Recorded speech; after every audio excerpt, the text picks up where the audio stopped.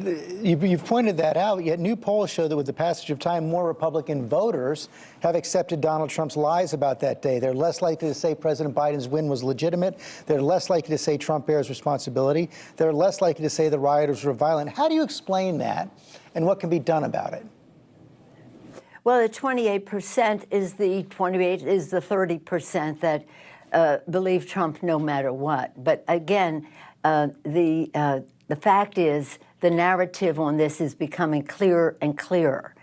And whatever those people, for whatever their attitudes are to other people, whoever they are, God bless them. I wish them well. I wish they would accept the facts and the truth. But Trump was a president. People believe a president when he speaks. That's why I was so glad that Joe Biden yesterday at Valley Forge, a bulwark of our strength during the Revolutionary War, where President Washington consolidated the strength of the troops, the unity of the troops, the immunization of our troops to go forward to win the revolution. And here our president was at that location telling the truth about what happened on January 6th from a president of the United States. Hey there, guys. Welcome to the channel. So, guys, it appears that even with as strong as left-wing gaslighting really is, when things just don't make sense anymore, when facts over and over and over again just don't line up, and when Democrats apparently are just caught enough times being shady, it all starts to wear off, man. People just get fatigued, and who can blame them, man? Can you imagine being a Democrat voter and having to keep track of everything you're supposed to believe when everything you're seeing contradicts that and tells you that you're being lied to? It's got to be pretty damn tough. You know, it's got to be horrible. I can't imagine why anyone would do that to themselves except for their just complete and total Stockholm syndrome. But anyway, you'll notice in the open here, Nancy Pelosi, she doesn't think that 30% is very many people, right? She doesn't realize that that's about the same amount of people that actually approve and appreciate the job that her and her party are doing with our country right now, specifically our president. And I agree with Nancy, 30-something%, that's pretty bad. That is not very good. And like she said, 30-something%, they will believe any insane thing that any insane danger to democracy president will tell them. She probably doesn't even realize she said that, or really kind of how that looks, because she was too busy hyperventilating, wishing all those thinking people well, as she put it. Thinking people that she wants to wish well, and as she begs them to believe the facts, but not all facts. Don't believe all the facts, just a very, very certain, carefully selected few facts. But we're going to look a little bit closer, listen a little closer to what she says, and deep in the middle of all her rambling insanities, she actually says a few true things. Well, I mean, maybe not real true, like true for Democrats. There's true, and then there's true for Democrats. Not actually true, but true to her, true to Nancy Pelosi. And she says this when she's asked about her party's fight to interfere with the election and remove Donald Trump from the ballot. She's actually honest about her position, and she says, this is not about the Constitution. The Constitution doesn't matter. And do you believe that Donald Trump engaged in insurrection? Yes, I think that he engaged in insurrection. I think that he incited an insurrection. And again, that he would not stop what was going on. As his own people said, this is your legacy. Smoke coming from the Capitol is your legacy. Yes, I do believe that. And it is a most unfortunate situation. Our founders knew that we could have a rogue president. They didn't realize that at the same time we could have a rogue Senate and Congress. I do think that after all this happened, poop on the floor of the Congress, defecation, blood, disrespect for the people who maintain the Capitol, coming after Pence, coming after me and the rest, the great majority of the Republicans in the House voted not to accept the results. What a fallacious freaking argument. First, she says that there was no attempt to stop it. But you'll remember that Trump actually tried to stop this whole thing before it even began, when he authorized the National Guard. Then after he authorized the National Guard, he even followed up and he reminded Pelosi in her office, hey, just a reminder, the National Guard is at your disposal. She didn't take. I think we all know why. And then the day of, his exact words were, "Go peacefully to the Capitol and make your voices patriotically heard." What a crazy person, right? And then, after all that, he tweeted for the violence and the madness and everything that was going out of control to stop. And social media took that down and they silenced him. So she's lying there. And she's doing it on purpose. She knows that she's lying. There's no mistake here. She had an entire Congress investigating this on her behalf. She is lying. And she's also neglecting to tell all these low IQ voters that she preys on that our own FBI, most people don't know this. I don't know if they wonder if the FBI investigated, but the FBI found that there was no coordination in the riot on the Capitol. With no coordination, it's just a riot, guys. No one has been charged with insurrection. No one has been sentenced for insurrection. No one except for the propagandists and their poor victims believe that what we saw on January 6th was an insurrection.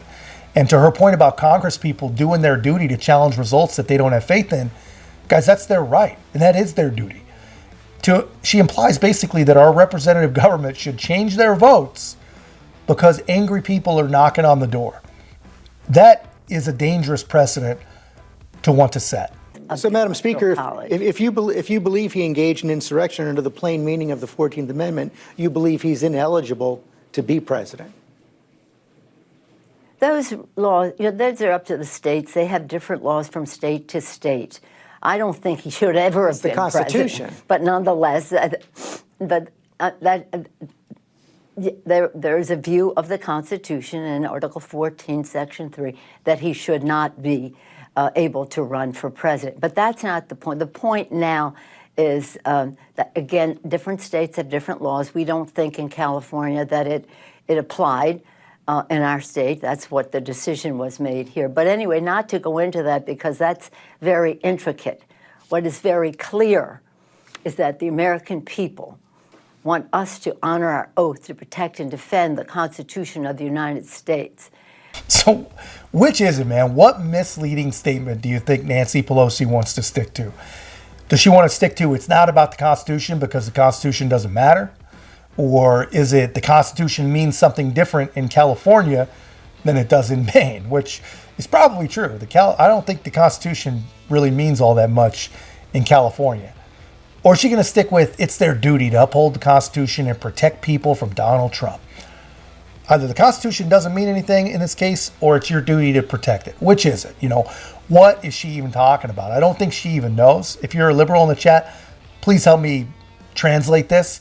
Because I think something, that these people, they get in front of friendly audiences and they just start word vomiting their talking points and everyone just claps like trained seals. She talks about upholding her duty. She talks about the fact that January 6th never should have happened. She talks about accountability. Well, there's never been any real mention, any investigation or any committee or any trial on anything about Nancy Pelosi's actual part in all this. If we want accountability, I think maybe it should start with Nancy. The book seems to support the theory that has been put out by Republicans that Nancy Pelosi and her staff chose political optics over protecting the Capitol in the days running up to January 6th. Where is the proof that they were behind not allowing the National Guard to come? Well, I think you can look at it from a couple different aspects. One, when I went to ask for the National Guard on Sunday, January 3rd, it was her Sergeant-at-Arms, Paul Irving, that denied the initial request, citing a concern for optics. I think there was a well-known concern that she had referred to federal agents and National Guard on city streets during the 2020 protests as stormtroopers. So I think that was some of his concern associated with that. And then you also got to look at the oversight structure that they had in place for the Capitol Police. One, I'm the only police chief that I'm aware of in the United States of America that has a federal law preventing me from calling in federal resources both before an event and also while I'm facing an emergency like I faced on January 6th. Those are laws put in place and voted on by Congress. And also when you think of the oversight put in place for the Capitol Police, it's political oversight that reports to political parties within Congress. No matter how you cut it, when your oversight of a police department is reporting to a political party, that's a recipe for disaster. This is so explosive, the accusation that you make, an allegation in the book, that this was Speaker Pelosi acting politically. We reported on this back in December as well. that this is what you said that she did. I go back to this question. What is the real proof that she knew that the National Guard was asked for by the Capitol Police, by you, before January 6th? The proof that she was aware, again, that have to go into statements or testimony from Paul Irving, possibly his phone records, which I think have not been released so far, that would relate to my going in Sunday morning, January 3rd, requesting the National Guard. I think when I talk about it, and I'd written it and it was in the book well before Mike Stinger's passing. When I went and talked to Mike Stinger and said, "Hey, Mr. Stinger or Mike," and I asked about, when I went to go see him on January 3rd, he so quickly turned around and asked for me to call the director, the commanding general of the National Guard. It made me think he had some heads up I was coming. When I asked him about that, he specifically said Paul Irving had called him in advance of me arriving, said, "Sund is coming." He came to my office asking for the National Guard. Speaker Pelosi is never going to go for that. We have to come up with another idea. That was something he said right off the bat. And Mike, he's an operational person, but for him to come up with that idea that quickly, he had to have some advanced knowledge that it was coming. Yeah, so you guys see that. You see that from the chief. This essentially was allowed to happen. And if we're feeling generous, it was allowed to happen because people were worried about optics. And if we're feeling suspect, which I usually am, I think it happened so that they could exploit the optics. And the chief had a really, really great point. When a police department's oversight reports directly to a political party, that is a major problem. That is a major, major problem. One that I would imagine compounds. It's a problem no matter what party.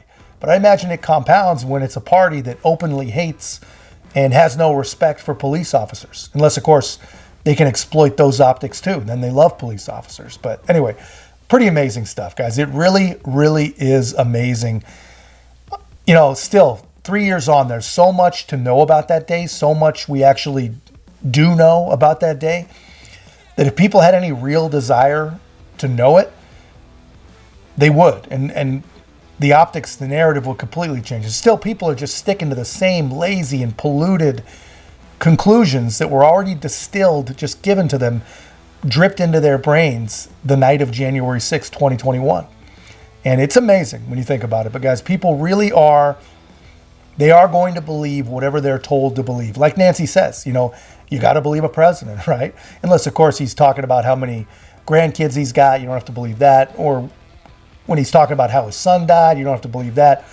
Or whether he's talking about whether he's ever talked to the living one about business.